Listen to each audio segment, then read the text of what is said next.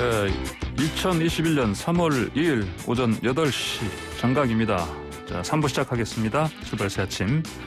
앞서 2부에서는 교육부 관계자 연결해서 새 학교, 새 학년 등교 관련 소식 알아봤는데 이번에는 초등학교 신입생을 자녀로 둔 학부모 한 분 연결해서 전화 연결해서 그 얘기 좀 들어보겠습니다.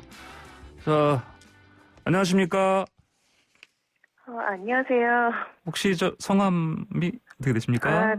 네, 저는 경기도에 사는 초등학교 4학년, 1학년 형제를 둔 학부모 김희원입니다. 네, 김은 선생님. 초등학교 4학년, 그리고 1학년. 네. 1학년이면 네. 그러면 신입생이네요? 네, 오늘 입학식합니다. 같이 당연히 가시겠습니다? 네네.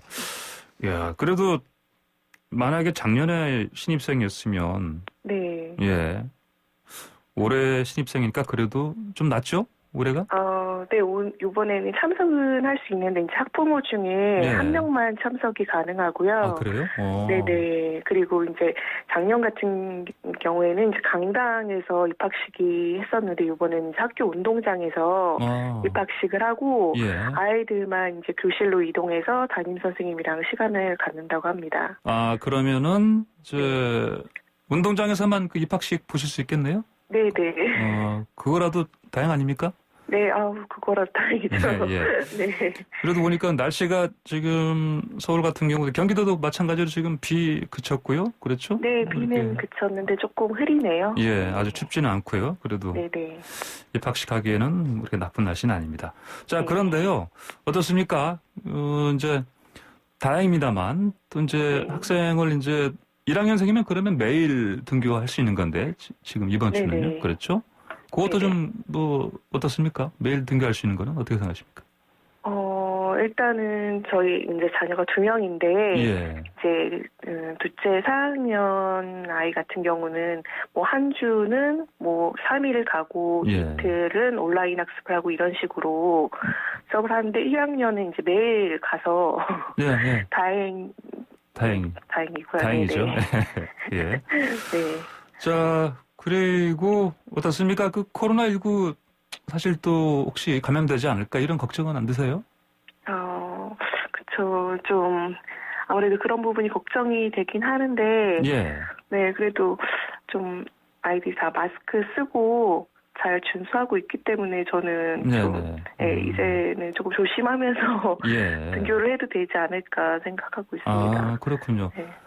이제 마스크 쓰는 부분에 대해서는 어떻습니까? 특히 초등학교 1학년 지금 신입생 아이 같은 경우는 잘 할 것 같습니까? 사실 아이들이 이제 막 거의 일상이 된 것처럼 마스크 되게 잘 쓰고 생활하는데 이제 부모 입장에서 보면은 좀 하루 종일 교실에서 그렇게 쓰고 있는 걸 생각하면 좀 답답할 것 같아서 안쓰럽기도 하고 또 이제 아이들이다 보니까 뭐 생활하다 보면 마스크가 뭐 좀 지저분해지기도 하고 그런데 이제 그거를 아이들이 이제 그 상태로 쓰고 할 것 같아서 좀 그런 부분이 걱정이 되기도 합니다. 예, 그러시군요. 네네. 그렇더라도 뭐 평소에 이제 그 마스크 쓰는 연습은 충분히 했으니까 네네. 크게 마스크 쓰는 부분은 걱정 안 하셔도 될 것 같네요, 보니까. 네. 예, 알겠습니다. 자, 이 등교 관련해서요. 네네. 이제 어떻습니까? 이제 1학년생은 매일 가는 거고, 초등학교 이제 4학년생도 있다고 말씀하셨는데, 네네. 뭐 이틀 걸러서, 하루 걸러서 학교 갈 수 있는 거죠? 네네. 그렇게 하고, 뭐, 다음 주에는 학년별로 바꿔서 또 이틀을 학교를 가고, 3일 쉬고, 이런 식으로. 이제 3분의 1 등교기 때문에 아이들이 이렇게 좀 나눠서 등교를 하고 있습니다, 지금. 이게 좀 헷갈릴 수 있겠습니다. 언제 보내야 될지. 맞아요. 그게 좀 알림을 통해서 이렇게 오기 때문에 그걸 좀 잘 확인을 해야 될 것 같아요. 그렇군요. 어떻습니까? 등교 관련해서 이렇게 이제 혹시 주변 분들도 좀 얘기 들으셨습니까? 이게 맞벌이 부부도 있고요. 각 가정이 좀 다른데 이 등교에 대한 생각들 들어보셨습니까?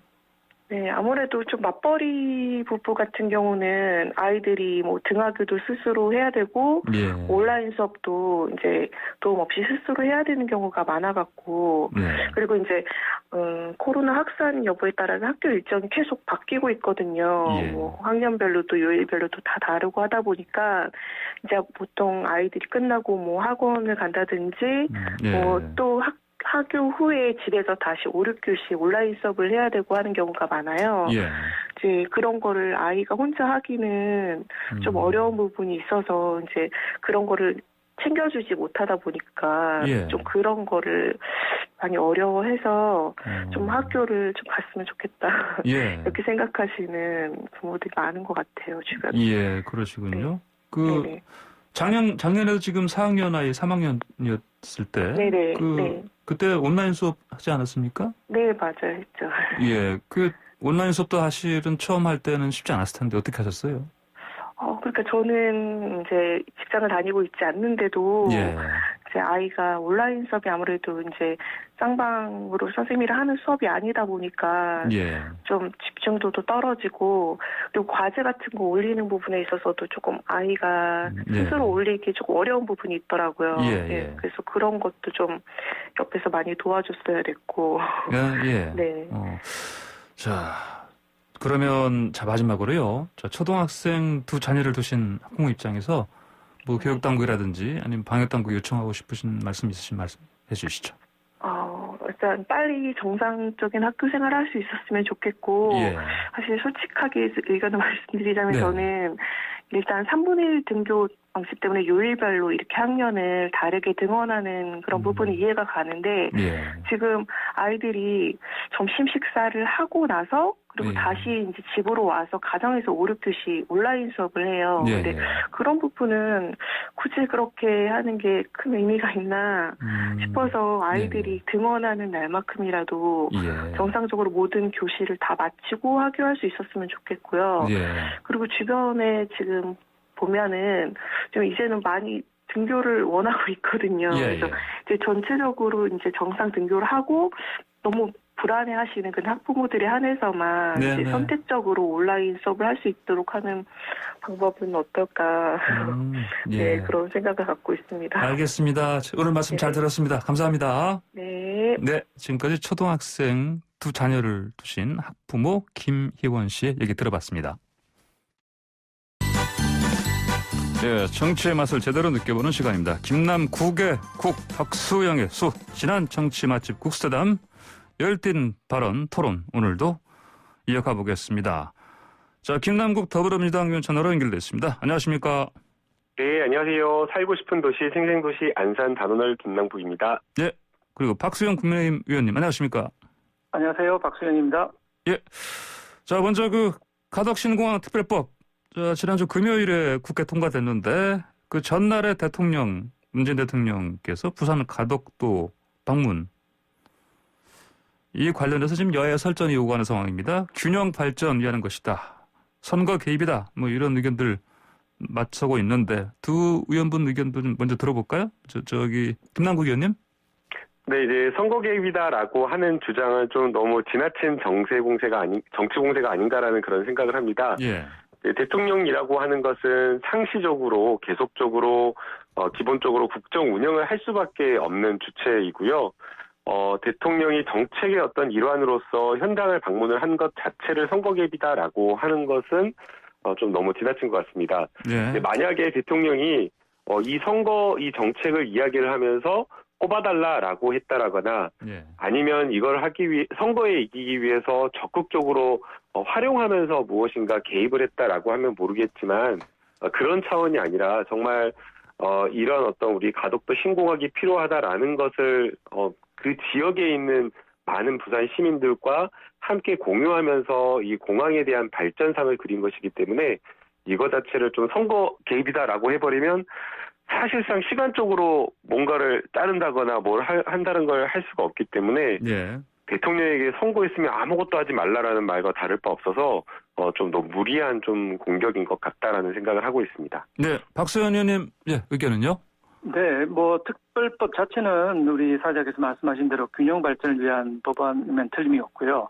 근데 이제 대통령께서 가덕 방문하신 거, 이건 저는 김남국 의원님하고는 의견이 완전히 다른데, 명백하게 선거 개입이다. 왜냐하면 보궐선거가 이제 한 달 정도 남아 있는데, 여기 가실 때 혼자 가신 것도 아니고, 여당 대표, 여당 원내대표, 그다음에 정부 강요들, 그다음에 지자체 울산시장, 경남지사, 부산시장관랑 등 전부 총동원해서 갔는데 가덕도가 어떤 곳이냐?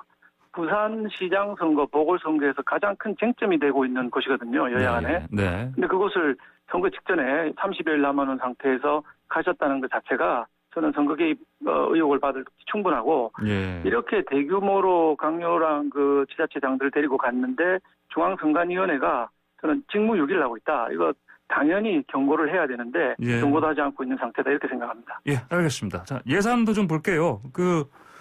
7조 원이면 된다. 근데 아니다. 28조 원 될 것이다. 이거 계산이 다른데 어느 게 맞습니까? 이거 김남국 의원님. 이거는 박수영 의원님께서 더 잘하실 것 같은데요. 부산 지역구니까요. 예. 먼저 그럼 박수영 의원님. 그러죠. 예. 28조 원 들어간다고 하는 국토부가 낸 자료가 있었는데 이게 보도가 된 다음 날 국토부가 다시 해명 자료를 냈습니다. 이 숫자가 정확하지 않다. 이렇게 해명 자료를 냈습니다. 우리가 원래 이제 계산했던 돈은 7조 5천억입니다. 7조 5천억이라는 돈은 가덕도의 국제 물류용 활주로 하나를 만든다는 데 드는 돈이 7.5조였습니다. 근데 국토부가 말하는 28조 6천억이라는 돈은 하나가 아니고 두 개를 만들고 김해공항에 있는 국내선과 군공항까지 전부 이전하는 걸로 한 번도 논의된 적이 없는 군공항이나 국내선 이전까지 포함해서 돈을 부풀려 놓은 거거든요. 그래서 처음에 7조 5천억 한 줄, 1번이라고 그러는데 할주로 하나 만드는 거하고는 전혀 다른 계산을 해서 7.5조 대 28조 6천억 이렇게 얘기한다는 거는 서로 다른 기준을 가지고 얘기하는 거라서 엉터리였다고 봅니다. 네, 공항의 규모와 활주로가 몇 개인지 그리고 기술의 공법에 따라서 예산이 어마어마하게 달라진다라고 생각이 듭니다. 그래서 이제 가덕도 이제 신공항 특별법을 반대했던 사람들이 그 가장 큰 예산, 그러니까 28조 원이라고 하는 것을 앞서 이제 박수영 의원님께서 말씀해 주신 대로 가장 큰 규모의 공항을 계산을 했을 때 그 예산이 들어간다라고 보는 것이고요.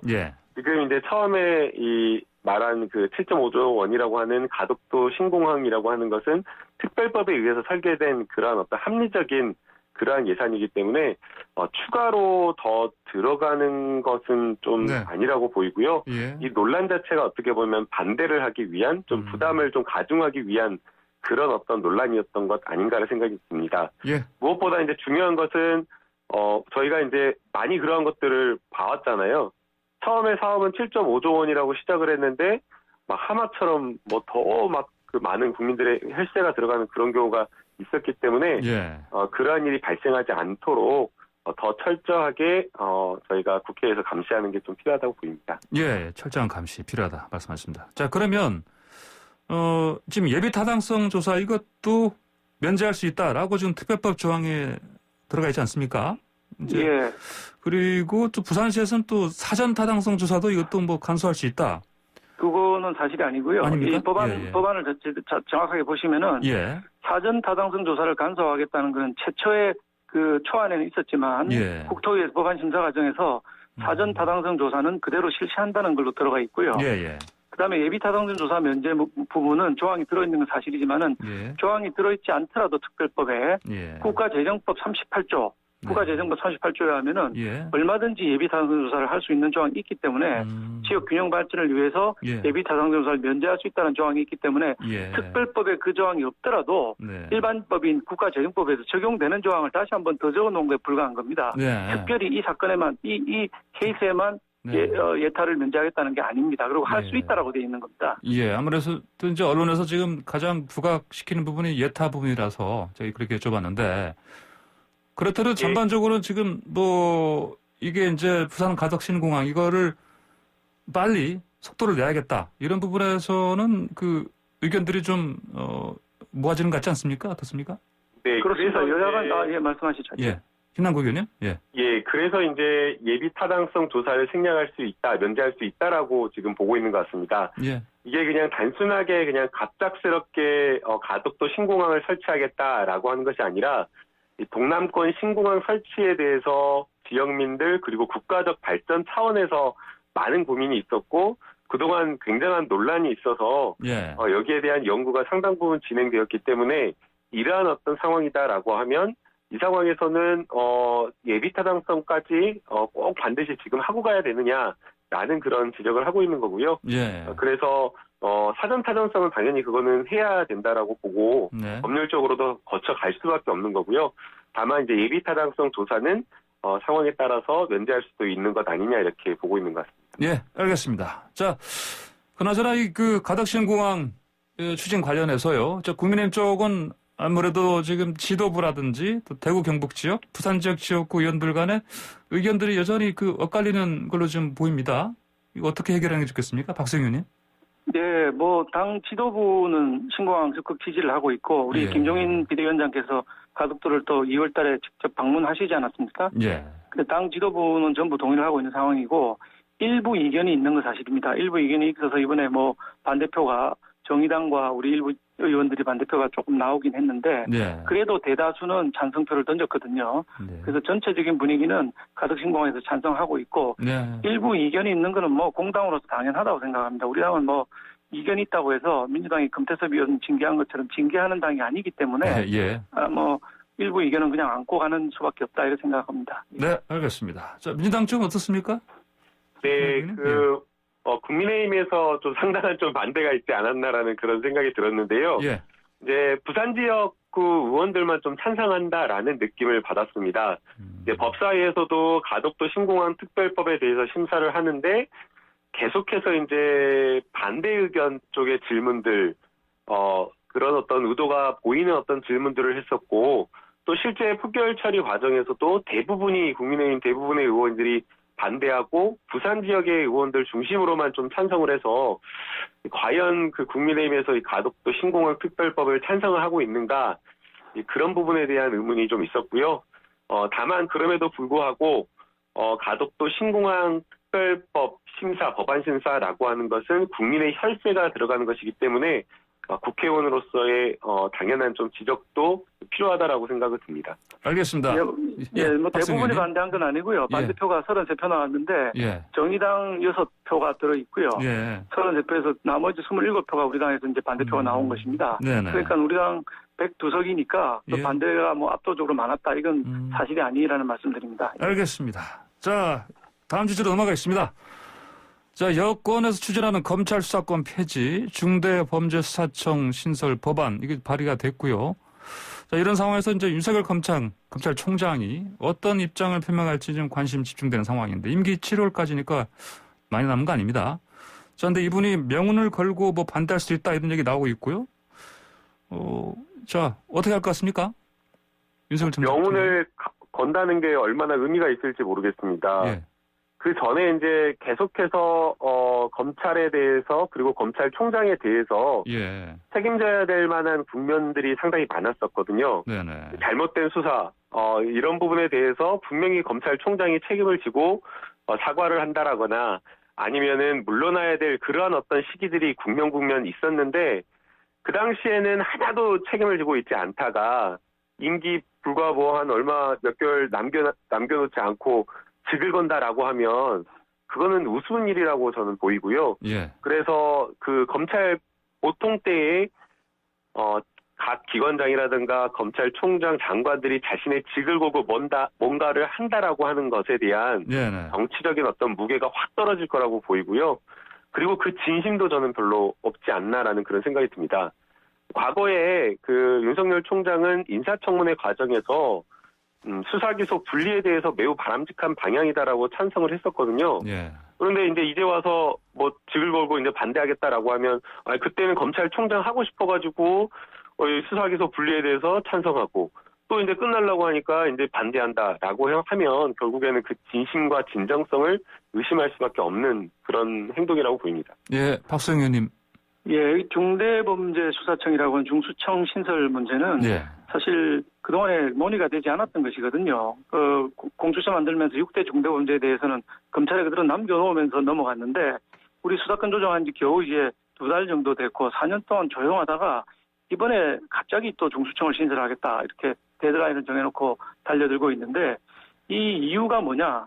울산시장 선거라든지 월성 원전이라든지 이게 검찰의 수사가 칼끝이 청와대를 향하고 있으니까 이 수사마저 뺏어가겠다는 이런 지금 입장이라고 보여지고 있습니다. 그래서 이 문제는 대통령께서도 염려하고 속도 조절론을 말씀하셨거든요. 검찰개혁 2기 문제는 그 속도 조절 좀 해야 된다는 말씀을 하신 걸로 되어 있는데 이 대통령의 말씀마저도 패싱을 당하고 이 속도를 내고 있는 데서 상당한 큰 우려를 표하고 싶습니다. 예. 네, 우선은 대통령님께서 속도 조절로를 말씀하신 적이 없다라고 운영위에서 비서실장이 다시 정정해서 분명하게 말씀을 했고요. 그다음에 법무부 장관도 대통령님께서 그런 말씀을 하신 적이 없다라고 이야기했습니다. 근데 언론에서 이제 해석을 하고 있는 것으로 보이는데 저희는 여당에서 공식적으로 또는 비공식적으로 그런 내용을 전달받은 바 전혀 없고요. 그다음에 이제 이 중대범죄수사청의 이제 박수영 의원님이나 또 일부 야당에서는 이게 지금 현재 하고 있는 수사를 빼앗기 위해서 중수청에서 하기 위해서 하는 거다라고 이렇게 주장을 하시는 걸로 알지만 중수청은 설치되는 시점 자체가 1년이나 2년 뒤에 설치될 수밖에 없습니다. 당연히 하나의 기관이 뚝딱 이렇게 하루아침에 설치될 수가 없기 때문에 시간적으로 1, 2년이 걸립니다. 그렇다라고 한다면 지금 하고 있는 수사를 빼앗아가지고 다른 곳에 중수청에 주기 위해서 한다라는 것은 논리적으로 아예 사실상 불가능한 일이기 때문에 이런 비판은 좀 타당하지는 않은 것 같습니다. 네. 자, 박 의원님 말씀하십시오. 속도 조절이라는 단어는 원래 비서실장님이 먼저 쓰셨다가 정확하게 그 단어를 썼느냐고 재촉을 하니까 정확하게 그 단어 쓴 것 같지는 않다 이렇게 얘기를 했는데 그런 취지의 말씀은 하셨다고 얘기를 했거든요. 근데 이제 운영에 하는 거고요. 예, 근데 운영위에서 끝날 때 또 아니라고 정정을 해주셔가지고요. 알겠습니다. 네. 자, 그다음으로 조국 전 장관이 그 SNS에서 이런 얘기했습니다. 그 유승민 그리고 곽상도 의원이 2017년, 2018년에 각각 그 수사청 신설하는 법안을 제안했었다. 그렇기 때문에 또 윤 총장이 또 2019년 인사청문회에서 매우 바람직하다 이런 얘기를 했다. 이렇게 얘기를 하면서 자, 중수청에 대해서 이렇게 계속 지지하는 그런 입장을 보였고요. 또 추미애 전 장관도 비슷한 입장이고 이게 법률권의 어떤 여론전으로 좀 볼 수도 있겠는데 이거 어떻게 보십니까? 이거는 먼저 김남국 의원님? 조국 전 장관님께서 이제 제가 만든 이제 김남국 TV에 만든 영상을 이제 공유를 해주셨더라고요. 이 금태섭 의원이 윤석열 총장에게 질의한 그 수사기소 분리에 대한 내용이었었는데요. 지금 검찰이 가지고 있는 여러 가지 범죄, 마약이라든가, 특수수사에 들어가 있는 그러한 어떤 범죄들을 분리해가지고 전문 수사기관을 설치하고, 검찰은 결국에는 인권을 통제하고, 기소권으로서 수사권 남용을 통제하는 그런 기관으로, 거듭나는 게 필요하다라는 그런 취지의 질문이었는데, 거기에 대해서 이제 윤석열 총장도 이제 적극적으로 동의를 했었습니다. 그래서 본질적으로 검찰이 어떤 기관인가라는 부분에 대한 고민인 거고요. 기본적으로 수사와 기소가 함께 하게 되면 기소하는 사람이 기소를 위한 수사를 할 수밖에 없고 그 과정 속에서 별건 수사, 만들어내는 수사, 원칙터리식 수사 이런 어떤 잘못된 수사권 오남용이 있을 수밖에 없어서 이것은 정말 우리가 형사사법 체계를 정말 근본적으로 고민하고 검찰의 기능을 다시 한번 고민하면서 우리 대한민국이 어떤 형사사법 체계를 가져가야 되는 데 대한 방향을 좀 이렇게 이야기한 것으로 보입니다. 그 곽상도 의원인데 이거 좀 말도 안 된다 이런 식으로 좀 반응을 했습니다. 그렇죠? 박수영 의원님. 유승민, 곽상도, 윤석열 총장이 말씀하신 것들은 그때 당시에 맥락을 봐야 됩니다. 공수처 설치를 하고자 할 때 공수처를 따로 설치하는 것보다는 검찰 안에 특별수사청을 설치하는 게 좋다. 그게 이제 남부지검에 우리가 증권범죄수사팀이 있었거든요. 합수단 있다가 이제 폐지를 했는데 그런 식이죠. 금융범죄수사청, 마약범죄수사청, 부패범죄수사청처럼 특수한 수사를 하는 청들이 들어온 것이 공수처를 만드는 것보다 훨씬 낫다. 이런 입장이었고 이 청들은 전부 또 검사들이 수사를 하는 것입니다. 지금 말하고 있는 중수청은 검찰에서 완전히 분리된 또 검사도 아닌 사람들을 뽑아가지고 중수청을 운영하겠다는 입장인데 그건 그때 유승민, 곽상도, 윤석열 총장이 얘기한 것과는 전혀 다른 맥락에서 진행되고 있다는 말씀드립니다. 알겠습니다. 자, 그러면요. 이 중수청 찬성 쪽에서는 이제 수사권, 기소권 완전히 분리됐다는 그 영국 사례를 꼽는데 자, 이런 상황, 영국의 사례 상황이 우리한테도 좀 맞을 것 같습니까? 김남국 의원님? 고유한 그 나라마다의 형사사법 체계가 분명히 존재하는 거고요. 그래서 이제 어떤 한 나라의 그 형사사법 체계가 이게 아주 좋은 모델이다, 완전한 모델이다라고 하면서 그것만을 고집하면서 우리나라에 적용시키기에는 무리가 있다라고 생각이 듭니다. 예. 그러나 저희가 하나 고민할 수 있는 것은 영국 같은 경우도 그리고 다른 해외 여러 나라들을 봤을 때 수사기관을 다극화해서 이제 다분화해서 각 분야별로 이렇게 쪼개놓는 경우가 상당히 많습니다. 예. 그 이유는 기본적으로 수사권이라고 하는 것들을 한 기관이 다 가져갔을 때에는 굉장한 권력기관화해서 우리 사회에 미치는 해악이 크다라는 판단이 있는 거고요. 예. 그리고 또 무엇보다 더 중요한 것은 수사를 하면서 기소를 한다는 것 또는 기소를 하는 사람이 수사까지 할 수 있다는 것에 대한 여러 가지 위험성이 있기 때문에 적어도 1차 수사에 대한 부분은 조금 그 작은 기관으로 이렇게 해서 각 분야별 수사기관을 두는 게 더 바람직하다라고 보고 있는 거고요. 예. 이 부분에 대한 논의는 뭐 갑작스럽게 저희가 이렇게 한 것이 아니고요. 19대 때 문재인 대통령의 대선 공약으로 만들었던 사항입니다. 그리고 20대 국회에서도 수사기소 분리를 전제로 중장기적으로 우리가 수사기소 분리를 하겠다라는 그 개혁을 분명하게 이미 이야기를 했었고요. 다만 이제 이 과도기적인 그 과정이 있을 수밖에 없기 때문에 1차적으로 검경 수사권 조정을 하고 그리고 검찰이 가진 경찰에 대한 수사지를 없애는 선에서 1단계 개혁 그리고 이제 그 다음에 궁극적으로 우리가 가야 될 수사기소 분리라고 하는 것을 지금 저희가 하고 있는 겁니다. 예, 박성현 의원께서는 지금 이를테면 말씀하십시오. 예, 수사기소 분리라고 하는 거는 사실은 그 프레임입니다. 이게 전 세계가 다 하고 있어서 우리도 가야 된다 뭐 이런 식으로 말씀하시는데 그렇지 않습니다. 잘 아시는 것처럼 프랑스에는 국민검사라고 몽골피에 검사가 있었고요. 이태리에는 피에트로 검사 유명하지 않습니까? 미국은 뉴욕 검찰이 지금 트럼프를 수사한다 그러고 일본도 일본 검찰청에서 직접 아베를 수사한다고 하거든요. 즉 검찰이 중대범죄에 대해서 직접 수사하고 기소하는 거는 어느 나라나 선진국이 다 있는데 선진국은 다 수사기소 분리하니까 우리도 가자. 이거는 팩트가 우선 틀렸고요. 우리나라의 경우를 보더라도 경찰이 수사를 잘못한 거를 검찰이 발견해낸 사건들이 많습니다. 그게 인권 보호에 도움이 됐는데 대표적인 게 박종철 고문치사 사건, 그다음에 부천서 성고문 사건 등등 아니겠습니까?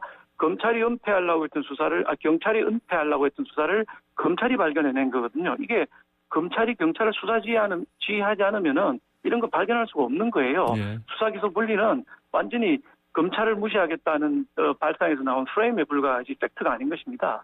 예, 알겠습니다. 자, 다음 주제로 넘어가 보겠습니다. 어제 3.1절 문재인 대통령이 한일 관계 메시지를 냈는데 어떻게들 평가하십니까? 일본에서는 보니까 이게 구체적인 게 없다 이렇게들 좀 평가를 하고 있는데 먼저 김남국 의원님. 일단은 문재인 대통령께서 한일 관계를 개선하겠다라는 부분에 대한 의지가 좀 분명히 있으신 것 같습니다. 네. 지금 3.1절 메시지뿐만 아니라 다른 대통령의 여러 장소에서의 이런 발언들을 보면 유화적인 어떤 메시지가 분명히 있는 것으로 보이고요. 이런 어떤 한일 관계 개선에 대해서 이제 일본은 구체적인 안을 내놔라라고 이렇게 이야기를 하면서 결국에는 사법부의 권한을 침해하는 일을 행정부가 하기를 이렇게 요구를 하고 있는 것으로 보입니다. 그러나 그것은 법률적으로도 불가능한 것이고 정치적으로 풀어야 될 것을 사법부의 권한을 침해하면서 하라고 하는 것이기 때문에 사실상 불가능한 거고요. 그리고 또 이게 관계 개선이라고 하는 것은 그렇잖아요. 나만 이렇게 계속 이렇게 유화적으로 잘하고 뭐 하려고 해서 되는 것이 아니라 결국에는 상대도 거기에 대해서 대응해서 유화적으로 나오고 좋은 어떤 메시지가 나와야 되는 것이기 때문에 지금 이제 대통령의 메시지에 대해서 만약 미래지향적으로 좋은 관계로 개선해 나간다라고 하면 일본이 이제 자세를 전향적으로 바꿀 때라고 저는 생각하고 있습니다. 네, 알겠습니다. 어제 근데 문재인 대통령께서 도쿄올림픽 성공적 개최 협력하겠다 이런 얘기까지 했습니다. 그러면 북한도 사실은 같이 참여를 하고 뭐 그렇게 해서 대화의 장으로 좀 나왔으면 좋겠다 이런 메시지도 좀 낸 것 같은데 어떻게 봐야 되겠습니까? 이게 지금 대통령께서 방향을 180도 바꾸셨는데 바꾸신 방향은 정말 잘 바꾸셨다. 일본하고 뭐 과거에 발목 잡힐 수 없다 이렇게 말씀하신 거는 당연한 방향이라고 생각합니다. 근데 아마 죽창을 들자고 했던 대통령 지지자들께서 아주 혼란스럽지 않겠는가. 왜냐하면 뭐 절대로 일본에 지지 않겠다. 뭐 10억 엔에 우리 혼을 팔았다 이렇게 위안부 문제에 대해서까지 말씀하셨던 분이 갑자기 방향을 바꾸니까 예. 혼란스러울 거라고 생각합니다. 그런데 그럼 왜 이렇게 갑자기 방향을 바꿨을까 하는 문제를 우리가 봐야 됩니다. 이제 이게 미국이 바이든 정부로 바뀌었거든요. 미국의 예. 도움 없이는 북미 대화라든지 한국, 북한, 미국의 대화가 불가능하다는 것을 깨달았는데 바이든이나 이번에 NSC 인도태평양 조정관으로 임명된 커트 캠벨 같은 사람들이 전부 일본을 중시하는 분들이거든요. 예. 그러니까 일본하고 유화 태도를 갖추지 않으면 미국하고 대화가 안 되고 그러면 북한하고 대화도 어려울 것이다라고 보기 때문에 일본에 대해서 유화적인 태도를 지금 바꾸어서 표시하고 있는 거다 이렇게 생각을 합니다. 예. 그 도쿄올림픽 그 협력 부분 관련해서는요, 이 북한도 여기 같이 참여했으면 좋겠다 이런 메시지 좀 내신 것 같은데 이건 어떻게들 해석하십니까? 저는 당연히 바람직하다고 보이고요. 예. 올림픽이라고 하는 것은 전쟁 중에도 치러질 정도로 평화의 상징이었습니다. 예. 그 평화의 상징을 가져가는 것은 결국 문화적으로, 체육적으로 함께 어울리면서 가능한 것이기 때문에 도쿄 올림픽이 내년도에 개최되기는 사실상 쉽지 않아 보이는데, 예. 만약 언젠가 개최된다라고 하면 그 올림픽을 통해서 남북 관계와 한일 관계를 개선할 수 있는 계기로 충분히 삼을 수 있지 않나라고 보입니다. 예. 그래서 외교적으로 그러한 것들을 좀 저희가 적극적으로 활용할 필요는 있다라고 보이고요. 북한도 아마 지금 굉장히 여러 가지로 제재를 받고 있는 상황 속에서 관계 개선을 통해 지금 많은 받고 있는 제재들을 하나씩 좀 단계적으로 풀어나기를 원할 것으로 보이기 때문에 저희가 할 수 있는 여러 가지 기회들은 최대한 활용하기 위한 노력이 필요하다고 보이고요. 그런 차원에서 또 일본과의 관계 개선도 중요한 의미를 가진다라고 생각이 듭니다. 예. 마지막 박수영님 의견 좀 듣겠습니다. 예. 도쿄올림픽 중요한 계기이고요. 아주 예. 좋은 기회로 삼을 수는 있는데 이 문제의 키포인트는 북한의 핵 포기 문제입니다. 핵을 포기하고 미국과 북한과 관계가 개선이 돼야지 오지 지금 유엔의 제재를 받고 있는 북한이 올림픽에 참가를 하려면은 전제 조건이 핵을 포기하고 세계평화로 나오고 NPT에 복귀하는 이런 전제들이 있는데 이게 북한이 과연 핵을 포기할 것인가라는 질문으로 다시 돌아가는데 예. 포기하지 않을 거라고 보는 사람들이 많고 만일 그렇다면 핵도 포기하지 않고 세계평화에 기여하지 않고 NPT에 복귀하지도 않은 상태에서 올림픽 참가가 가능하겠는가 네. 이런 생각을 하게 됩니다. 예, 알겠습니다. 오늘의 구스담 여기서 마무리하겠습니다. 두 분 말씀 다 들었습니다. 감사합니다. 네, 감사합니다. 네, 감사합니다. 네, 지금까지 박수영 국민의힘 의원, 김남국 더불어민주당 의원과 함께했습니다. 네, 황보선의 출발사 아침 3분 마칩니다. 잠시 뒤 4부에서는요, 유용한 경제 이야기, 그리고 재미있는 스포츠 얘기해 보겠습니다. 딱 2분 뒤에 돌아오겠습니다. 네, 황보선의 출발사 아침 4부 시작합니다. 쉽고 유용한 경제 정보들, 골라서 들려주는 시간인데요. 경제 이야기 시간. 최양호 현대경제연구원 고문과 얘기해 보겠습니다. 안녕하십니까? 네, 반갑습니다. 최양호입니다. 예, 이제 4차 재난지원금이요. 이게 그저께였죠. 당정청 협의회에서 모두 19조 5천억 원 규모로 이제 마련한다. 이렇게 지금 합의가 됐는데 또 오늘 또 보니까 국무회의가 열린다 보니까 문재인 대통령 주재로 여기서 이거 추경안 관련해서 이제 확정한다는 건데. 네네. 지금 틀이 딱 세 가지죠, 이게요. 그러니까 긴급 지원하고 고용, 방역 아니겠습니까? 네네.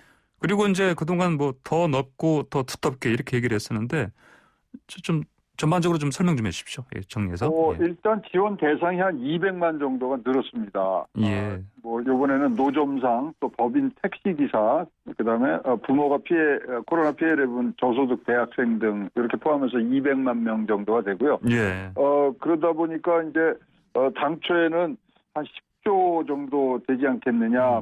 네. 12조 이상은 더 이상 안 된다. 홍남기 부총리의 또 푸념도 있었는데 2주 만에 뚝딱 이게 늘었습니다. 그래서 또 확대가 됐습니다. 5인 이상의 고용자를 두는 자영업자도 포함이 됐고요. 예. 당초에는 4억 전 연 매출액 4억 이하만 대상이었는데 예. 10억 이하로 이제 확대가 되다 보니까 지금 이렇게 아까 말씀하신 대로 더 넓고 더 두텁게 이제 지급이 되는 부분들이 있는데요. 예. 비교해 보시면 아시겠지만 2차, 3차가 이게 선별적으로 지급한 건데 그걸 다 합해도 17조거든요. 예. 그러니까 그거보다 굉장히 많아지고요. 내용적으로는 구간이 좀 나눠졌습니다. 그래서 계속 영업 금지였던 업종에는 500만 원. 2차, 3차 때는 이게 최대한 300만 원이었는데 이제 500만 원으로 올라갔고요. 영업 금지에서 제한으로 된 데는 400만 원, 계속 영업 제한이었을 때는 300만 원. 뭐 일반 업종, 그다음에 또 전기료 감면 뭐 등등을 합해서 이번에 6가지 구간을 설정을 해서 가고요. 말씀하신 대로 오늘 국무회에서 통과가 되면 4일날 국회에 제출이 될 겁니다. 그러면 지금 현재 예상으로는 한 18일 정도의 본회의 처리. 그래서 이제 추경 예산이니까 예산 심의가 열리겠죠. 그렇다면 3월 하순 정도에는 지급이 가능하지 않겠느냐. 1차 지원 때는 조금 늦어졌죠. 그런데 뭐 지금은 여야 간에 일단 근본적인 그 합의는 지금 이루어지고 있기 때문에 아마 18일 날 본회의 처리가 뭐 무난하게 진행되지 않겠느냐 이렇게 보여집니다. 그렇군요. 3월 하순쯤이면 지급 시작할 수 있겠네요, 보니까. 그러면 대처 계획대로요. 그 아까 말씀하신 것처럼 지금 19조 5천억 원, 거의 20조인데요. 그러면은 이게 아까 3차 때가 9조 3천억 원 정도였고요. 그렇죠. 이것보다도 벌써 2배 이상이고. 자, 근데 이렇게 그 규모는 커졌는데 어떻습니까? 이거에 대해서 이제 혹시 뭐 형평성 관련해서 논란은 없습니까? 뭐 이제 1차 지원금이 14조 3천억 원이었죠. 근데 그 당시에 우리가 대상 가구 수가 2,216만 가구였습니다. 근데 이번에 대상에 뭐 자영업자는 한 600만 정도 되니까 굉장히 두텁게 지금 나가는 거죠. 따라서 사실 이제 10억 정도의 매출을 뭐 올리는 자영업자라고 한다면 평균 영업이익률을 봤을 때 연간 한 1억 정도 버시는 거거든요. 그렇다면 사실 뭐 우리 직장에 다니시는 분도 뭐 7, 8천 받으시는 분들도 이런 형평성 얘기를 할 수가 있고요. 그다음에 지금 뭐 노점상이라든가 또 이제 소위 말하는 세원으로 잡히지 않으시는 분들도 어떻게 선별을 할 것인가. 이런 부분들도 있다 보니까 굉장히 형평성의 뭐 문제에 대해서는 아마 논란이 계속 될 거고요. 어쨌거나 하여튼 이 돈이 지급이 될 때는 어떤 뭐 지급 방향이라든가 설계를 해야 되지 않습니까? 그 부분이 잘못 이게 설정이 되면은 중복 지급이 될 수도 있어요. 그래서 지금은 뭐 우리가 얘기하는 때는 한 650만 원이 최대 지원금이 될 수 있다고는 얘기를 하지만 지금 급히 지급을 해야 되는 부분 이런 것들을 생각했을 때는 형평성 문제는 계속 나오지 않겠냐 이렇게 보여집니다. 알겠습니다. 자, 그리고 또 이렇게 20조 원 규모로 커지기 때문에 역시 항상 이럴 때는 국가 채무 얘기가 나오는데요. 그렇지 않습니까? 그래서 뭐 지금 추경으로 지금 이를테면 또 추경 재원도 국채 발행해서 한다. 이런 얘기가 나왔었고요. 증세에 대한 또 얘기도 좀 나오지 않습니까? 지금 뭐 이거 하여튼 뭐 이런 문제들은 재원이 가장 중요한데 이번 건만 보시면 지금 19조 지금 19조 중에 한 4조 5천억 정도는 예산을 좀 조정해서 나가고요. 나머지 15조 중에 한 10조는 국채를 발행하게 지금 되게 돼 있습니다. 나머지 것들은 어떤 잉여금들로 다시 이제 돌려쓰게 되는데 그러다 보니까 뭐 이렇게 국채가 하면 뭐 우리가 추후에 갚아야 될 돈인데 재원이었지 않습니까? 그러다 보니까 자연스럽게 지금 뭐 증세 얘기가 나오고 있는데 일반 근본적으로는요. 코로나 장기화를 충분히 예상했던 상황이었는데 해외 예산부터 이렇게 추경을 한다는 자체가 이런 국채라든가 증세 그리고 국가 채무에 관해서 또 다른 부담을 주는 부분들이 있어서 굉장히 이제 뭐 걱정이 됩니다만은 그런 뭐 연장선상에서 봤을 때 여당 발로 증세 얘기들이 이제 조금씩 나오기 시작했습니다. 그래서 이제 조세 감면을 조금 축소해야 되는 거 아니냐. 소득세를 중심으로 누진적인 증세해야 되지 않느냐. 아예 보장세 좀 증세해야 되는 거 아니냐. 그리고 이제 뭐 또 다른 하나의 뭐 현실적인 대안이 부가가치세 한 3% 정도 인상해야 되지 않겠느냐. 이런 얘기들이 나오는데 근데 증세라 그러면 우리는 굉장히 이제 뭐 국민들 세금을 납부하는 우리 국민들로서는 일단은 굉장히 격하게 반응할 수밖에 없는데요. 증세 꼭 필요합니다. 증세 꼭 필요한데 예. 증세를 하는 과정에서 증세라는 건 항상 국민의 신뢰와 지지를 기반으로 해야 되는 것이기 때문에 예. 이 부분에 대해서는 충분한 논의와 국민적인 설득을 꼭 수반을 해야 될 것 같고요. 지금 우리가 국가 채무가 올라가는 모습들을 다 잘 알고 계시지만 단계적으로 어떻게 증세를 하는 것인가를 국민들에게 꼭 잘 설득과 설명이 필요하다고 보여집니다. 예.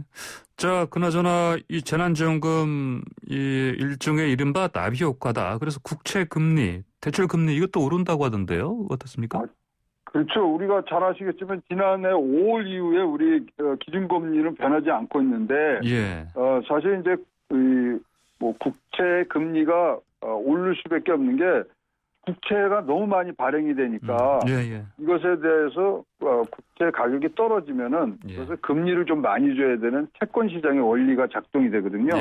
근데 지금 이런 우리 이 지원금의 가장 큰 부분들이 보금자리론 같은 게 있는데 이게 국고채 5년 금리를 기본으로 합니다. 근데 이 5년 금리가 11개월 지금 최고치를 지금 찍고 있어요. 그래서 코로나 이후에 최고치를 찍고 있는데 그만큼 국채 시장에서 대규모로 발행이 되고 있기 때문에 지금 이런 부분들이 올라가고 있습니다. 따라서 지금 보금자리론만 예를 든다면 향후에 우리 젊은 세대들이나 30, 40대가 집을 사서 보금자리론으로 해서 입주를 했을 경우 지금 갚아야 될 돈이 훨씬 더 많아지는 거죠. 금리가 올랐기 때문에. 그래서 이런 나비 효과도 오는 부분. 그래서 4차 재난금이 지금 당장에는 우리가 보기 좋지만 계속 진행이 됐을 때는 그 부작용을 청년층이 또 맞을 수 있는 그런 개연성들이 높아지기 때문에 굉장히 골치는 아프시겠지만 그것이야말로 국가 재정을 어떻게 끌고 가는 균형성과 형평성에 좋은 지혜를 좀 정부 당국에서 내줬으면 좋겠습니다. 예, 알겠습니다. 그러면 또 증세 관련해서 또 고민할 수밖에 없고요. 알겠습니다. 오늘 말씀 여기까지 듣겠습니다. 감사합니다. 네, 감사합니다. 네, 지금까지 최양호 현대경제연구원 고문이었습니다. 네, 매일 아침 스포츠의 매력을 짧고 굵게 전해주는 코너 스포츠가 얼마나 좋은지 YTN 스포츠부 조은지 기자 전화로 연결됐습니다. 조 기자 안녕하십니까? 안녕하세요. 연휴 기간 스포츠 소식도 풍성했습니다. 짧게 짚을게요. 먼저 프로축구 K리그가 개막했습니다. 8개월 대장정 시작했습니다. 작년에는 코로나19 때문에 일정 줄여서 5월에 관중도 없이 늑장 개막했는데 올해는 38라운드 정상 일정으로 축구팬과 함께 출발했습니다.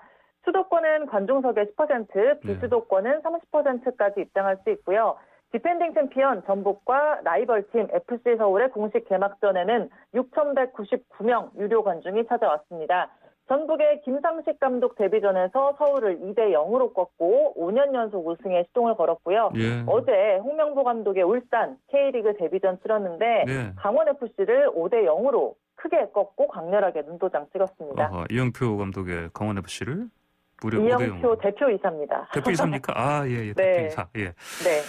5대0으로 알겠습니다. 자, K리그 개막보다 그런데 또 저희 기자들이 또 기성용 선수 얘기 들으려고 또 몰려들었죠?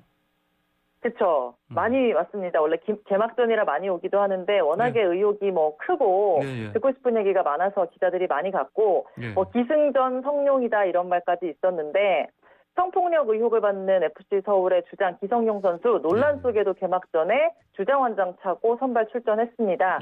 근데 이제 컨디션 난조 탓인지 부상관리 차원에서 전반 36분 만에 교체 아웃됐고요. 원래는 그 믹스존이라고 해서 선수단이랑 취재진 만날 수 있는 구역이 있는데 코로나19 때문에 그게 이제 없어요.